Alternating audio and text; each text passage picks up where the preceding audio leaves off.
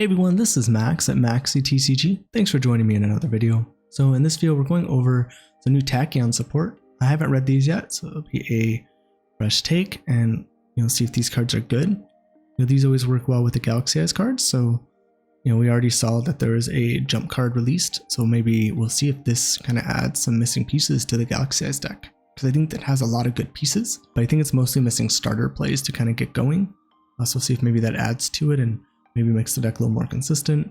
I think the deck usually has to run a lot of gas and can push through a lot of cards, but I don't believe the deck really has a lot of room for non-engine. So maybe this will kind of help with that and mitigate some of the extra cards you have to run. Alright, so we've become the Lord of the Tachyon Galaxy with Mizar, DP29. So this looks like it's going to be a Duelist pack set, so we'll have to kind of see when this comes out for us. Alright, so the first card we have is Galaxy Eyes Tachyon Primal, Light Dragon Effect Monster, level 8. 3000, 2500. You can only use the first and second effect of this card's name each once per turn. First effect, if a dragon XYZ is on the field. Quick effect, you can special summon this card from your hand to either field. Second effect, if this card is normal or special summoned, its owner adds one Tachyon spell or trap from their deck to their hand. Third effect, when a dragon XYZ declares an attack, attach this card on the field to it as material. Alright, so kind of interesting effect we have here for the first one. It's not the starter I was hoping for, but seems somewhat easy to extend with. At the very least is going to be part of a 2 to 3 card combo. You do get to special summon to either field, so you could potentially turn off cards your opponent might have, like Imperm or other things like that. But the second effect is adds a Tachyon spell or trap the deck to the hand to the owner, so I think you have to summon to your field to get that search play. So that's kind of a thing to probably want to special to your own field. And then when a Dragon XYZ declares attack, attach this card on the field to it as material. So you could technically give this to your opponent and then steal it to attach it. I think is also another gist of this card. It seems okay, maybe a one of I'm thinking, but I don't think this is an amazing card, and the deck has a lot of extenders, so I'm not sure if this is the card they want, but it does get you a Tachyon spell, so maybe that could be useful on certain combo lines. We're gonna have to see how this ends up working out. Alright, next card. So we have Tachyon Cloudragon. This looks really cute. I like this art. Light Dragon Effect Monster, level 4, 300 attack, 250 defense. So you can only use the first, second, and third effect of this card's name each once per turn. If this card is added to your hand, except by drawing it, special summon it. Second effect, you can tribute this card, special summon Tachyon monster from your deck or grave. Set Tachyon Cloudragon.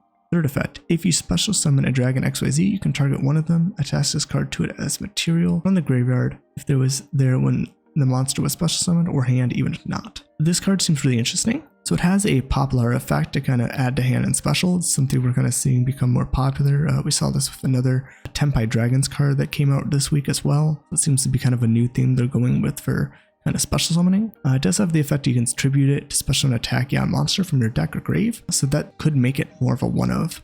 Similar to Poplar, in this pure Snake Eyes deck, it's still a starter. It's not the best starter because you'd rather add it to your hand to be able to make plays, but it is still a good card. So we might see this played at more than one since it's special summon from deck, and it tributes for cost, so that's good. But they could impermanent on summons. It's not a quick effect like the Tempai Dragons card. It also has the option to attach itself when you summon a Dragon Exceed monster, and you can do it from grave if it was in the graveyard when that monster was summoned, or hand. So if you were to do something that special summons and then adds this card during the resolution of the summon, you could still attach it. So that's interesting. It's a similar wording to Gazelle, how when you sent a Salamangreat card to the graveyard and then add Gazelle to your hand, you could still trigger the Gazelle even though it wasn't in the hand when the monster was sent. It's still recognizing on resolution that this happened. So it seems like a pretty solid card so far. Hopefully there's a cool way to get to it. Similar like Snake Eye Ash type of card, but maybe not as broken. Overall solid card. So the second card, we have a Schwarzschild Infinity Dragon. I definitely butchered that. With Dark Dragon Effect Monster, level 8, 2000 attack, 0 defense. You can only use the effect of this card's name each once per turn. You cannot special summon from the extra deck the turn you activate this except Dragon Exceed monster. If you control no monsters, or your opponent controls a monster with 2000 or more attack, you can special summon this card from your hand. And if you do, special summon level 8 light or dark dragon monster from your deck in defense position. Except this card, but its effects are negated. Alright, so this seems like a pretty interesting card. If you control no monsters, you can special summon this card, or if your opponent controls monsters 1,000 or more, so you can use it going first or second. And going second, you have more utility to kind of extend with it, where going first, you have to start with it. And this does let you special summon a level 8 light or dark dragon from your deck in defense position, but its effects are negated, so that's good at least. So again, this is at least a 1-card rank 8 play that you can go into. So if you can go into a rank 8 dragon XYZ monster that can make plays, you can potentially go somewhere with this. Not all the Galaxy Eyes cards are dragons, so I don't know if this is a must include. Maybe it's a one of, maybe it's more. Maybe there's gonna be different builds to use more of the Tachyon cards, or it's just the Galaxy cards. So this is gonna be something interesting to kind of see how this works out. But overall, seems like a solid card. Just kind of depend how easy it is to access different cards and make plays. Does this by itself make a very solid play on its own? We're gonna have to see. We have Dragluxion, Light Dragon Exceed Effect Monster, rank 8, 2500 attack, 3000 defense. So we have a rank 8 we can play with some of the previous cards we looked at. 2 level 8 monsters. You can only use the first and second effect of this card's name each once per turn. First effect, if this card is special summon for the extra deck, add 1 Galaxy or Tachyon card from your deck to your hand. And second effect, you can detach 2 materials from this card, special summon 1 rank 8 Dragon XC monster with 3000 attack from your extra deck by using this card to control as material. Then you can detach 1 Galaxy-sized monster from your extra deck with as additional material. So overall, seems like a solid card. You get that search on summons, and then you can also search a Galaxy or Tachyon card, so that's really good. And there's no lock on this, so that's also nice. Any 2 level 8s could get you into your Galaxy lines as well. So overall, I think this is a very solid card.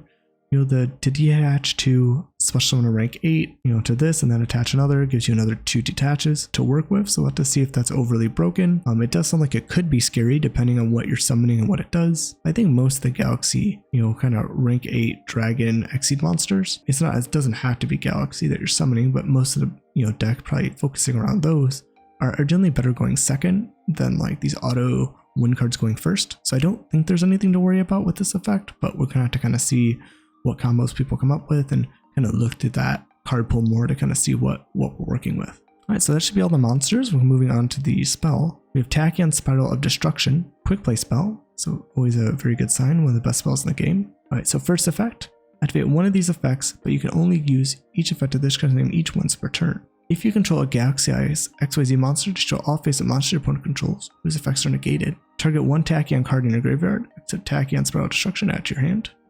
And target 1 dragon number monster in your graveyard, special summon it in defense mode. This gives you a way to nuke your opponent's field if their effects are negated, which seems interesting. Target 1 Tachyon card in your graveyard, add to your hand so you get a little bit of recursion. And then you could also reborn a dragon number monster in your grave, so it's a little bit of extension. So it doesn't seem like a bad card. It's not popping out to be this amazing card, but maybe it's a searchable one-of card to potentially play, as it does have different utilities that you could use it for. Alright, so next we have Lord of the Tachyon Galaxy, a normal trap. You can activate 1 card with this card's name per turn. If you control a Galaxy-sized Tachyon Dragon, you can activate this card from your hand.